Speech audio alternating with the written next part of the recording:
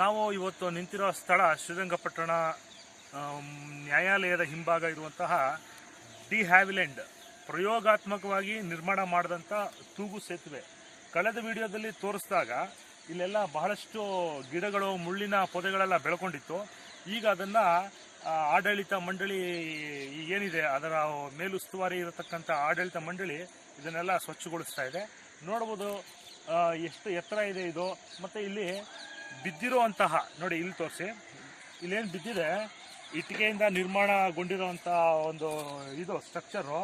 ಇದು ತೂಗು ಸೇತುವೆ. ಇದಕ್ಕೆ ಯಾವುದೇ ರೀತಿ ಒಂದು ಹಗ್ಗ ಅಥವಾ ಸ್ಪ್ರಿಂಗು ಅಥವಾ ಕಬ್ಬಿಣದ ಯಾವುದನ್ನು ಉಪಯೋಗಿಸದೆ ಮಾಡಿದಂತಹ ಒಂದು ಇದು.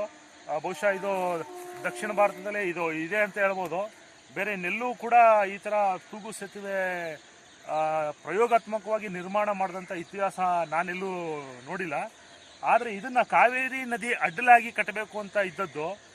ಇದು ಪ್ರಯೋಗಾತ್ಮಕವಾಗಿ ಇಲ್ಲಿ ಕಟ್ಟಿಸ್ತಾರೆ. ಆ ನಂತರ ದಿವಾನ್ ಪೂರ್ಣಯ್ಯನವರ ವೆಲ್ಲೆಸ್ಲಿ ಅವರ ಹೆಸರಿನಲ್ಲಿ ಒಂದು ಬ್ರಿಡ್ಜ್ ಕಟ್ಟಿಸ್ತಾರೆ. ಅದು ಈಗಲೂ ಇದೆ, ಅದು ವೆಲ್ಲೆಸ್ಲಿ ಬ್ರಿಡ್ಜ್ ಅಂತ.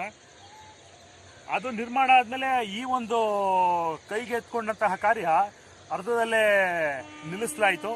ಆನಂತರ ಇದು ಹಾಗೆ ಒಂದಷ್ಟು ವರ್ಷಗಳ ಕಾಲ ಇತ್ತು. 1800ನೇ ಇಸ್ವಿನಲ್ಲಿ ಇದನ್ನು ನಿರ್ಮಾಣ ಮಾಡಿದ್ರು ಅಂತ ಹೇಳ್ತಾರೆ, 1808 ಅಥವಾ 10ರಲ್ಲಿ. ಆ ನಂತರ 1936ರಲ್ಲಿ ಈ ಒಂದು ಏನು ಕಟ್ಟಿಸಿದ್ರು, ಇದು ಸ್ಪ್ರಿಂಗ್ ಬ್ರಿಡ್ಜು ಅಥವಾ ತೂಗು ಸೇತುವೆ, ಇದು ಬಿದ್ದೋಯ್ತು. ಇದು ಕಾಲಕ್ರಮೇಣ ಇದು ಆರ್ಕಿಯಾಲಜಿಕಲ್ ಸೆಂಟ್ರಲ್ ಆಫ್ ಇಂಡಿಯಾ ಅವರ ಸುಪರ್ದಿಗೆ ಬಂದ ಮೇಲೆ ಇದನ್ನು ನೋಡ್ಕೋತಾ ಇದ್ರು. ಬಟ್ ಇಷ್ಟೊಂದು ಗಿಡ ಎಲ್ಲ ಬೆಳ್ಕೊಂಡಿತ್ತು. ನಾನು ಕಳೆದ ವಿಡಿಯೋ ಮಾಡಿದಾಗ ಅದು ಯಾವುದು ಗೋಚರ ಆಗಿರಲಿಲ್ಲ. ಆದರೆ ಈಗ ಸ್ವಚ್ಛ ಮಾಡಿದಾಗ ಭಾಳಷ್ಟು ಗೋಚರ ಆಗ್ತಾ ಇದೆ. ತಾವಿಲ್ಲಿ ನೋಡ್ಬೋದು ಭಾಳ ಎಷ್ಟಪ್ಪ ಇದೆ ಅಂತ. ಮುಂದೆ ಬನ್ನಿ.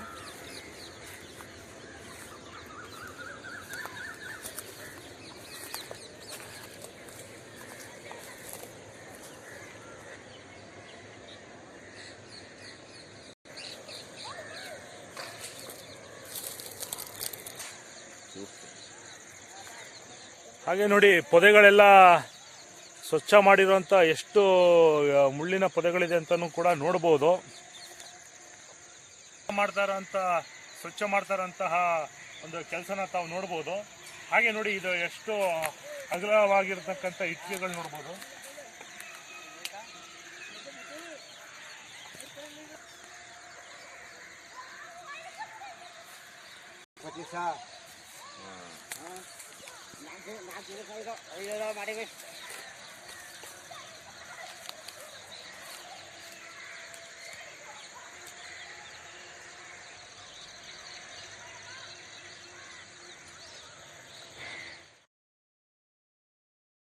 ಇದು ಇಂಗ್ಲಿಷ್ನಲ್ಲಿ ಇರತಕ್ಕಂಥ ಶಾಸನ. ಇದು 1936ರಲ್ಲಿ ಬಿದ್ದು ಹೋಯಿತು ಅನ್ನೋದು ಒಂದು ಕಲ್ಲಿನ ಶಾಸನದಲ್ಲಿ ಇದನ್ನು ಕೆತ್ತಿಸಿದ್ದಾರೆ.